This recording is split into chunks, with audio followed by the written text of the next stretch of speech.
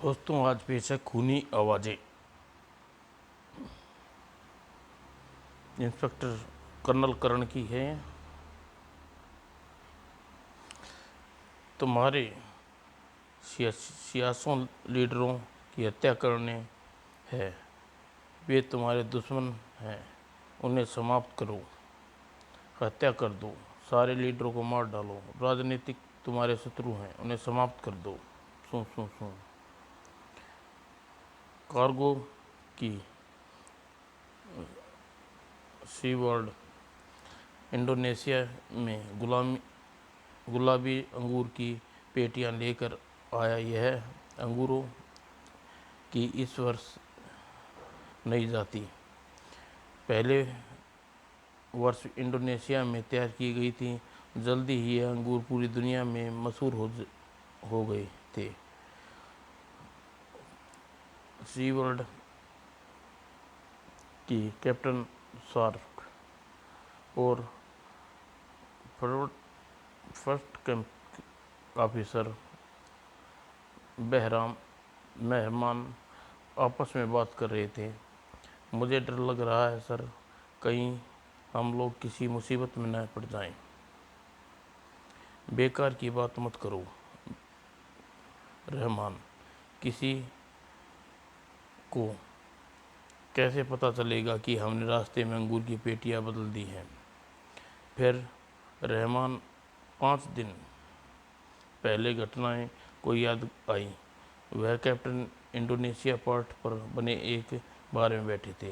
Hello captain mark, क्या आपके साथ बैठ सकता हूँ? बोगो ने सामने एक विचित्र पेशकश की। कैप्टन, क्या आप 10 लाख रुपये कमाना चाहते हैं? 10 लाख?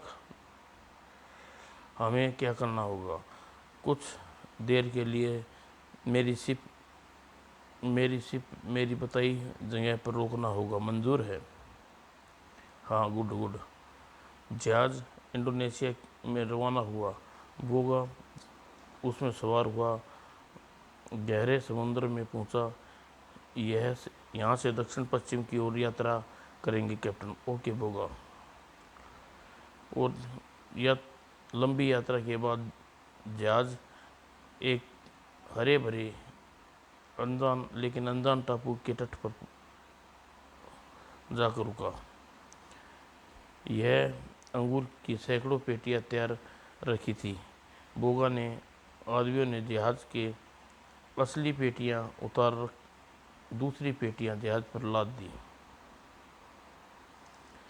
और कैप्टन बार्क इसके विरोध किया तो बोगा ने उसे एक पेटी खोल कर दिखाई। इन पेटियों में गुलाबी अंगूर हैं कैप्टन। इनमें एक खास बात है, एक खास वजह से बदला है, लेकिन वह वजह तो हम तुम्हें नहीं बता सकते। और अब वह बदली हुई पेटियां राजनगर उतारी रही थी।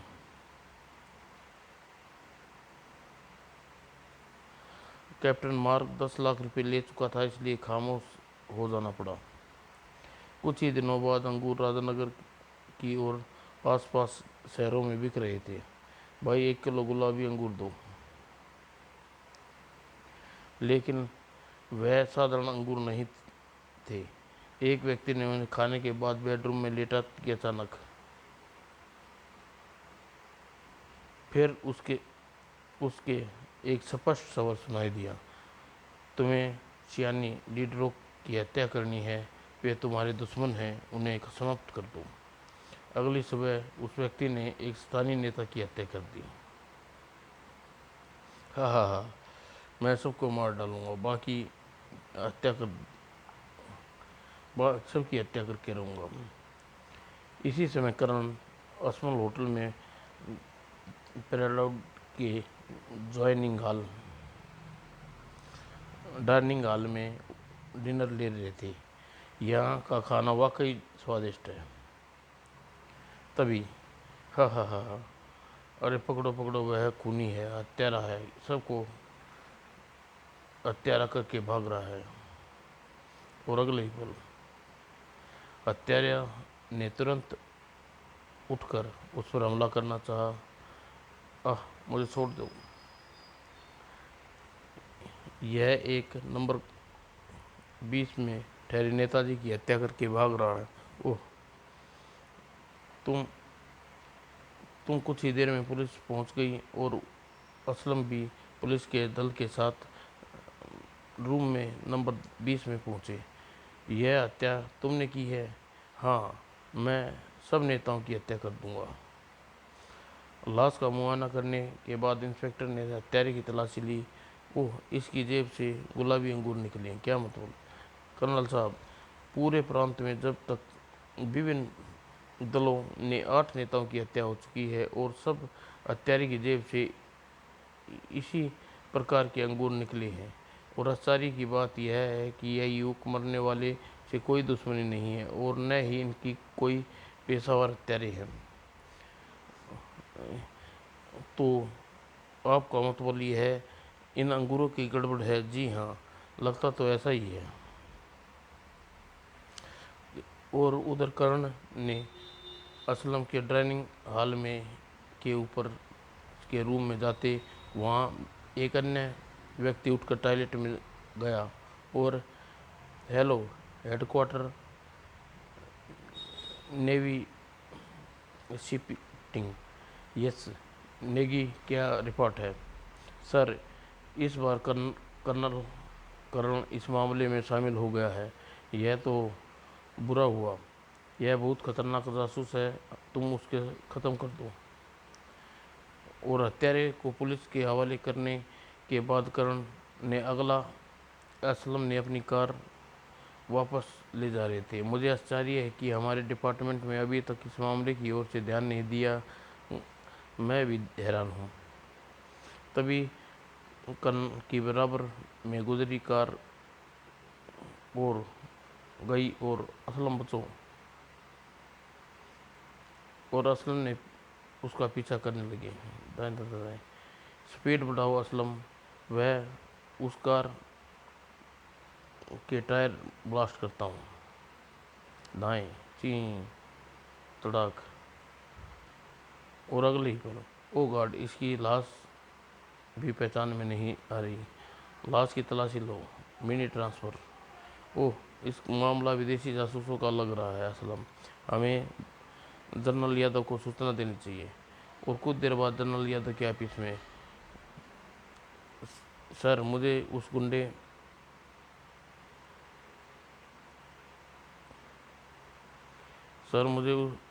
गुंडे के अंगूरों की सारे भेद लगता है।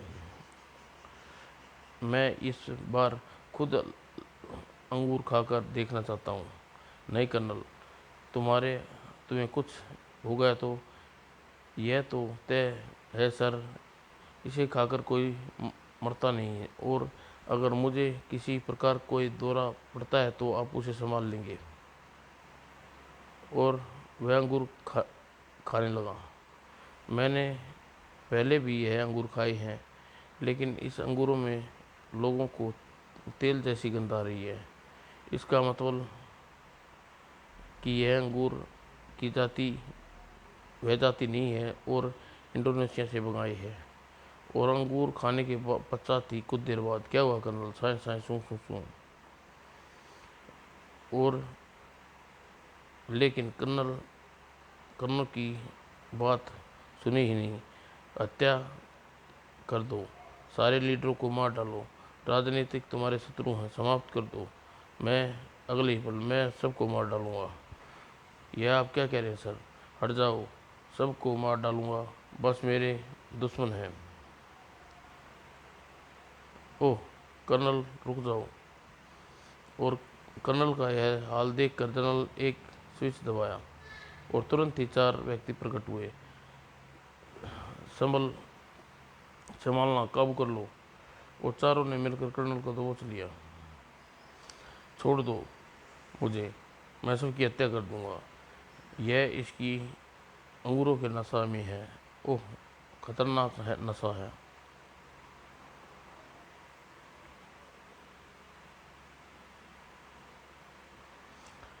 कर्नल को हेडक्वार्टर अस्पताल में पहुंचा दिया गया, जहां डॉक्टर ने उसे नींद का इंजेक्शन लगा दिया और सुला दिया। अब यह होश में आने के बाद यह बता सकेंगे कि अंगूरों को खाकर इन्हें क्या महसूस हुआ। 2 घंटे बाद जब कर्नल को होश आया तो बिल्कुल नॉर्मल था। तुमने क्या हो गया था कर्नल? मुझे एक नशा सा हो गया था और कानों में आवाज़ें सुनाई दे रही थी। मुझे लीडरों की हत्या करनी है और का आदेश दे रही थी, लेकिन हमने तो कोई आवाज़ नहीं सुनी। मेरा विचार है कि मुझे अल्ट्रासोनिक आवाज़ें आ रही थी। यह अंगूर इंसान के दिमाग में पर असर करते हैं, जिससे परिणाम स्वरूप आदमी अल्ट्रासोनिक आवाज़ें सुनने लगता है, जिसे दूसरा इंसान नहीं सुन सकता। मगर यह आवाज़ें आती कहाँ से हैं? मेरी थ्योरी यह है, शत्रु ने सारे शहर में लाउड स्पीकरों ऐसे लाउड स्पीकरों का जाल फैला रखा है जो अल्ट्रासोनिक लहरें से भाषण और ब्रॉडकास्टिंग करते हैं, और भाषण उस अंगूर खाने वाले व्यक्ति को सुनाई देते हैं। तो फिर यह बड़े खतरनाक साजिश है, हमें तुरंत कुछ करना होगा। अगले ही दिन जनरल यादव देश में के 2 बड़े वैज्ञानिकों को बुलाया और उन्होंने रासायनिक शास्त्री और दूसरा वनस्पति शाकी। उन्होंने सारी बात बताने के बाद डॉक्टर प्रशांत और डॉक्टर मोहन, मैं चाहता हूं कि आप ऐसी किसी दवाई का बनाएं जिनसे अंगूरों के नशे का प्रभाव तोड़ा जा सके। सर, हम उसकी पूरी कोशिश करेंगे। उसी दिन उन्होंने सरकारी प्रयोगशाला में काम आरंभ कर दिया और प्रयोगशाला की यह इमारत शहर के बीच में स्थित थी। 2 दिन बाद सी यार्ड अंगूरों की पेटियां लादने वाले मजदूरों को नया मजदूर भी शामिल था। वो वास्तव में कर्नल कर्ण था। इन अंगूरों को एक बार यहीं चेक कर देना होगा। और अगले ही पल अंगूर समेत उठाते हुए उसने एक अंगूर को तोड़ा और उसे सूंघा। इसमें लौंग की खुशबू नहीं है, इसका मतलब अंगूर नशीले नहीं है। उसके बाद वह फर्क घंटे मजदूरों के साथ काम करता रहा, सिर्फ कई घंटे काम करता रहा। इस बीच पेटियां टूटी हुई निकली। कर्ण ने अंगूर सूंघ कर देखे, मगर उसे वे भी किसी लौंग की गंध नहीं आ रही थी। इसका मतलब इंडोनेशिया नहीं सही अंगूर भेजे हैं। रास्ते में किसी ने जगह पर पेटी बदली जाती है।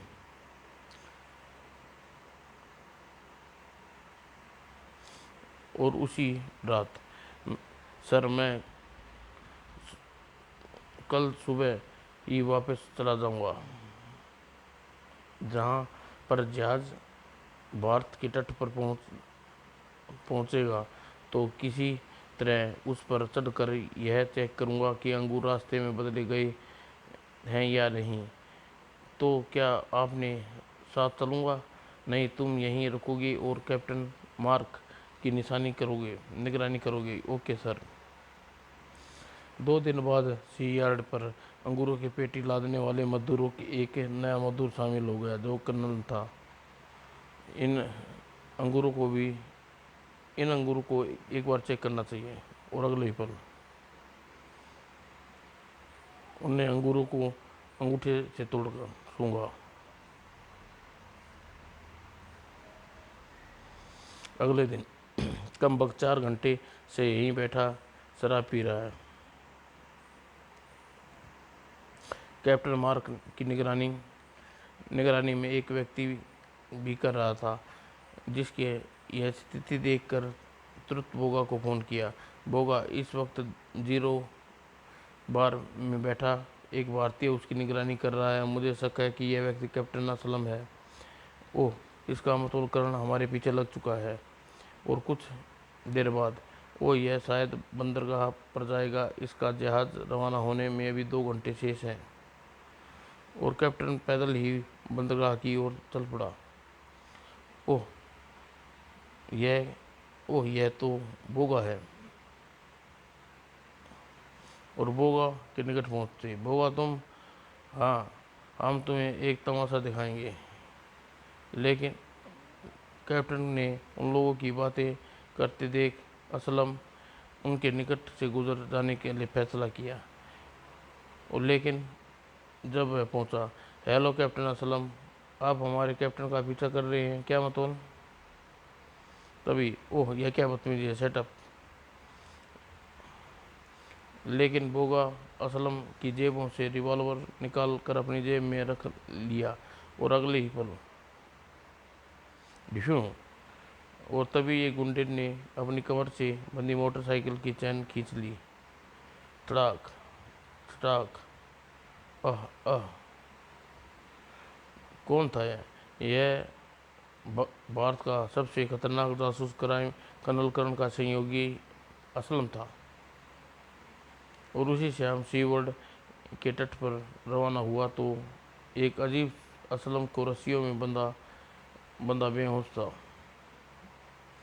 और 2 दिन की यात्रा के बाद जहाज एक अनजाने टापू पर पहुंचा और असली अंगूर की पेटियों के बीच असलम को भी उतार दिया गया। और 10 घंटे बाद सी यार्ड से नशीले अंगूरों की पेटियां ला दी गई और भारत के तट की ओर रवाना हो गई। और बम्बई तट पर से 40 किलोमीटर दूर हेलीकॉप्टर समुद्र के ऊपर चक्कर लगा रहा था। कैप्टन करण और स्थानीय मछुआरे की वेशभूषा में दूरबीन पायलट के साथ बैठा था। सी यार्ड अभी तक नजर नहीं आया। वह क्या चक्कर, एक और चक्कर लगाओ। और कुछ देर बाद वो रहा बर्ड सी बर्ड से लगभग 2 किलोमीटर दूर करण हेलीकॉप्टर से समुद्र में छलांग लगा दी। दिन का समय है, मुझे जहाज का अवश्य ही दिखाई दे जाऊंगा। और कुछ देर बाद वह जहाज के निकट पहुंचा, डूबने की एक्टिंग करने लगा। अरे कोई डूब रहा है। और रहमान ने कैप्टन मार्क को सूचना दी और जहाज को तत्काल ही एक किश्ती पानी में उतारी और आ जाओ। और 15 मिनट बाद मैं अपनी पार्टी के साथ मछलियाँ पकड़ने गया था साहब। एक चट्टान से टकराकर हमारी किश्ती टूट गई और मेरे 4 साथी डूब गए। पर आपका जहाज आ गया तो मैं इस तरफ डूब जाता। लेकिन कैप्टन करण की कहानी पर विश्वास नहीं आया। इंजन रूम में पहुंचकर उसने रहमान को बताया, हमारे उस व्यक्ति के जहाज पर लाकर गलती की है रहमान। तो क्यों? वो बोगा ने बताया था कि करण नाम का कोई जासूस हमारे पीछे लग गया है। करण का हुलिया उससे बहुत बताया था, उस व्यक्ति से फिट बैठता है। ओह यह बातें तो उसे चेक करना चाहिए। और करण के डेक में जाकर उसे अगले कदम पर विचार कर रहा था कि तभी उसने रहमान ने आते देखा। साहब यह जहाज़ कब चलेगा? इंजन में कोई खराबी है, सुबह तक इंजन ठीक कर लिया जाएगा। ओह यह तो मेरे लिए बहुत अच्छा होगा। रात को मैं अंगूरों की पेटियां चेक करूंगा और आधी रात के समय यह मजदूर का रूम है के रूम में कमरे काम कर रहे चुका हूँ, इसलिए सीधा गोदाम के दरवाजे पर पहुंचा गया। ओह उसने अंगूर उठाकर उसका गुच्छा तोड़कर सूंघा। ओह इसमें तो लौंग की खुशबू आ रही है, यानी यह अंगूर नहीं है, इंडोनेशिया से लाई गई है। और तभी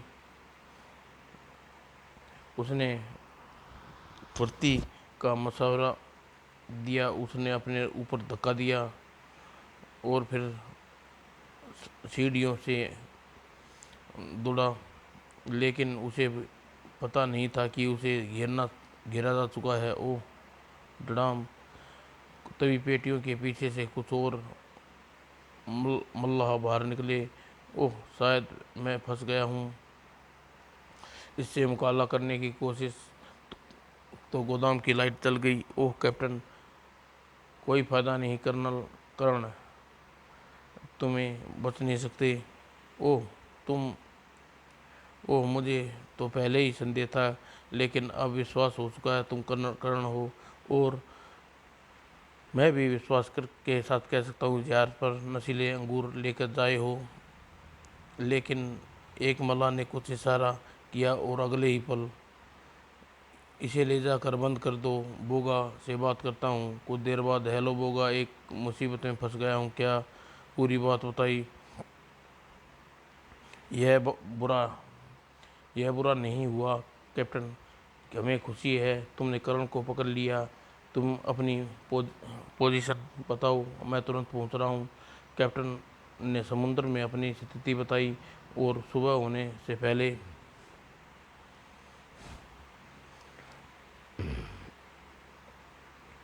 हेलो कैप्टन, हमारा मेहमान कहाँ है? मैंने उसे कैबिन में बंद कर रखा है। और नीचे कैबिन में कर्ण यह है कर्नल कर्ण ही है। मैं इसके अपने साथ टापू पर ले जाऊंगा। यह मुझे किस टापू पर ले जाना चाहता है? इसे तो ले जाओगे, लेकिन मैं क्या करूं? इसने मुझे डर है कि मैं मुंबई तट पर गिरफ्तार कर लिया जाऊंगा। हाँ हाँ, तुम जहाज मुंबई लेकर नहीं जाओगे, अपना जहाज टापू पर ले चलो, उसके साथ ही विमान में ले जाता हूँ, ठीक है? यह टापू ज़रूर इनका हेडक्वार्टर होगा। मुझे चुपचाप इनके साथ चला जाना चाहिए। और वेगा और उसके साथी के साथ विमान में सवार हो गया और कर्ण कोई आपत्ति नहीं की। इससे पहले हेडक्वार्टर का पता लगा लूँ, फिर कुछ करूँगा। और कुछ देर बाद और 3 घंटे के बाद विमान एक टापू के छोर पर उतरा और जहाज से उतरकर उसके एक जीप में बिठाया गया। और कुछ ही देर बाद जीप के रास्ते से गुजर रही थी। उधर दोनों तरफ मैदानों में अंगूरों की बेलें फैली हुई थी। ओ यहाँ तो नशीले अंगूरों को खेती की जाती है। ओ माय गॉड, यह तो पूरा शहर बसा हुआ है। इस टंकी इस टैंक की पीने का पानी सप्लाई किया जाता है। और नीचे उतरो कर्नल, और इमारत के भीतर बने कई कॉरिडोर से गुजरने के बाद ताला खोलो, अंदर चलो। और भीतर घुसते ही दरवाज़ा बंद कर दिया। और असलम और करण, तुम दोनों एक दूसरे को वहाँ पहुँचने की कहानी फिर अंत में असलम ने बताया।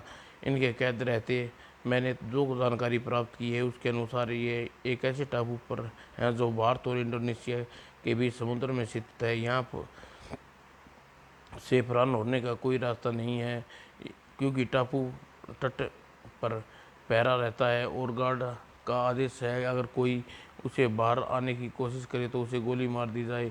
फिलहाल तो मेरा भी यहाँ से फरार होने का कोई इरादा नहीं है। मैं देखना चाहता हूँ कि यहाँ क्या साजिश रची जा रही है।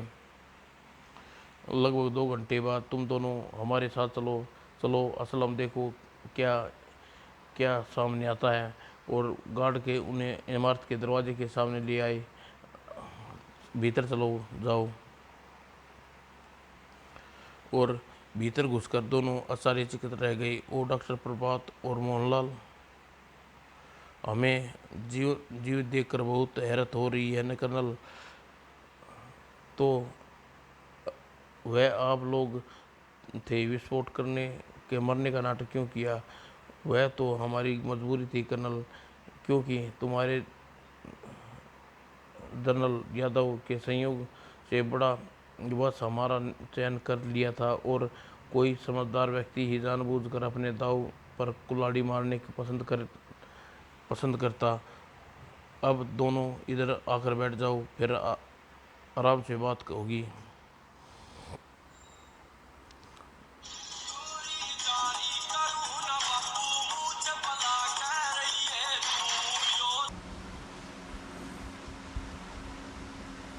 क्या मैं आपका परिचय जान सकता हूँ? मैडम, यह मदाम मोना है। यह इंडोनेशिया की है सबसे धनवान महिला। दरअसल मैं और डॉक्टर प्रशांत पिछले 5 वर्षों से इसी के लिए काम कर रहे हैं। ओह, तो हमारी असली दुश्मन मैडम मोना है। दुश्मन नहीं, बल्कि तुम दोनों की दोस्त। तुम्हारे कारनामे की से बहुत प्रभावित हूँ और तुम्हारा अपना साथी बनना चाहती हूँ, वरना मैं तुम्हारी हत्या करवा सकती थी। जान जान बख्शी के लिए धन्यवाद। इसलिए हम आपके किस काम आ सकते हैं मैडम? यह तुम्हें डॉक्टर प्रशांत बताएंगे।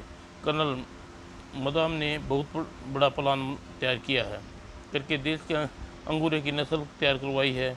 इन अंगूरों द्वारा हम इंसान के अल्ट्रा सैनिक आवाज़ें सुनाने में समर्थन बना देते हैं और अंगूर खाने वाले शख्स हमारे आदेश मानने पर विवश हो जाते हैं। मदाम का प्लान है कि अंगूरों का नशा करने लोग के द्वारा देश के सियासी लीडरों को समाप्त करा दिया जाए और फिर पूरी दुनिया पर एक ही हुकूमत कायम हो जाएगी। लेकिन यह मूर्खतापूर्ण विचार है। सिर्फ देश सियासी लीडरों से नहीं चलता, वहाँ की सेना भी होती है। लीडर्स को ख़त्म हो सकते हैं, लेकिन सेना सत्ता संभाल लेगी। ऐसा नहीं होगा कर्नल। हमने ऐसी दवाई तैयार की है जिससे द्वारा हम इंसानों को पागल बना सकते हैं मगर किसी देश की इत्यादि आबादी पागल हो जाए तो उससे निपटने के लिए शेष आबादी हमारे हर शर्त मानने के लिए तैयार हो जाएगी। लेकिन आप किसी देश की आधी आबादी को एकदम पागल कैसे बना सकते हैं? मैं आपको बताता हूँ। डॉक्टर प्रशांत ने उसे अलमारी के निकट गया और एक शीशी दिखाई। यह देखिए, इसमें इंसान को पागल कर देने वाले जीरासिस हैं और यह एक छोटी सी शीशी पूरे शहर को लिए काफ़ी है। शहर के लिए हम पानी की सप्लाई किया करते हैं। अगर उस नदी या नगर नहर में जीरासिस को डाल दिया जाए तो उसका पीकर पूरा शहर 1 घंटे में पागल हो जाएगा। करण उठकर डॉक्टर प्रसाद की ओर बढ़ा। यह तो खतरनाक शीशी है बनाई है आपने। आप लोग क्या सारी शीशियाँ यही है जीरासिस है? शीशियों में जीरासिस है? हाँ, सैकड़ों शीशियाँ। इसमें पूरी दुनिया पागल बना सकते हैं। फिर अचानक करण लड़खड़ाया और सॉरी डॉक्टर, मेरा बैलेंस बिगड़ गया था। ओह, ऑल राइट, प्लीज़ डॉक्टर करण, कोई इधर आकर बैठ जाइए। करण, क्या आपको हमारी बात मंजूर है? पेशकश तो अच्छी है, लेकिन हमें सोचने का वक्त दीजिए। लेकिन आपको 48 घंटे का समय दिया जाता है। उसके बाद वे वापस अपने कमरे में पहुंचे। गार्ड बाहर का दरवाज़ा बंद कर दिया है। कर्नल अपने लिबास से हाथ बाहर निकाला। अरे, यह जीरासिस की शीशी, यह इसी इमारत में चुराने के लिए मैंने ठोकर खाई थी, गिरने का नाटक किया था। लेकिन यह शीशी आप शीशी का करेंगे क्या? उन लोगों की बातें सुनते हुए मेरे दिमाग में एक स्कीम आई है। अगर ये कामयाब हो गई तो बिना खून खराबा ही हम दुश्मनों को काबू पा लेंगे। आधी रात का समय हो जाने के बाद उन्होंने स्कीम पर अमल किया। भाई, जल्दी दरवाज़ा खोलो, मेरे साथी की तबीयत अचानक ख़राब हो गई है। असलम ने अपनी स्कीम समझाई। क्या हुआ? गार्ड ने जैसे ही असलम की ओर गर्दन घुमाई, देखो, जल्दी करो और इसकी वर्दी उतार कर मुझे दो। और 5 मिनट बाद करण गार्ड की वर्दी में खड़ा था। ओके असलम, अब मैं चलता हूँ। अगर पकड़ा गया तो शायद दोबारा मुलाकात न हो सके। मुलाकात ज़रूर होगी, अगर मैं उसकी कामयाबी के लिए दुआ करूँगा। और ताला लगा कर किसी को शक नहीं होगा कि मैं बाहर निकल गया हूँ। वह इमारत की सुरक्षित स्थान पर सफलता से मिलने के चांस बंद हो जाएंगे। यह इमारत दरवाजे पर सुरक्षित पहुंच गई। अगर यहाँ से बचकर निकल गया तो बात बने। और उसने तितनी उंगली भी हिचक नहीं दिखाई और लापरवाही से चलता हुआ गार्ड्स के निकट पहुंचा। कहाँ जा रहे हो? ए नंबर 1। माई गार्ड्स ने नींद का असर था, अतः उन्होंने उसके ओर ध्यान नहीं दिया और कर्नल सुरक्षित इमारत के बाहर आ गया। अब मेरी मंजिल वह पानी की टंकी है। गार्ड को ठिकाने लगाना पड़ेगा। और से झुकाए हुए गार्ड की ओर बढ़ा। गार्ड उसकी ओर अपने हाथों की उसे अपना साथी समझ रहा था। उसके पास माचिस होगी क्या? हाँ। और अगले ही पल कराटे का एक ही बार गार्ड को गर्दन की हड्डी तोड़ डाली। और अब इस टंकी की सप्लाई किया जाने वाला पानी जो पिएगा वह पागल हो जाएगा। और कुछ घंटे बाद थैंक गॉड आप लौट आए। अब क्या होगा? काम हो गया है, सिर्फ एक पहरेदार को ख़त्म करना पड़ा। और सफलता के लिए भगवान से प्रार्थना करते हैं। उसके बाद दरवाजे बंद करके सो गई। और सुबह बाहर को कुछ अजीब सी आवाज़ें कर्ण के असलम को उठाया। आह आह आह आह, असलम उठो, बाहर कुछ हंगामा हो रहा है। और उन्होंने दरवाज़ा खोलकर बाहर झाँका। वो गार्ड, यह पागल हो गई। हा हा हा हा, असलम हमारी स्कीम सफल रही। दवाई सच और हा दवाई सचमुच जादू का असर दिखाया। हा हा वो ये जो दोनों बाहर निकल आए। किसी ने उसको ध्यान नहीं दिया। मैं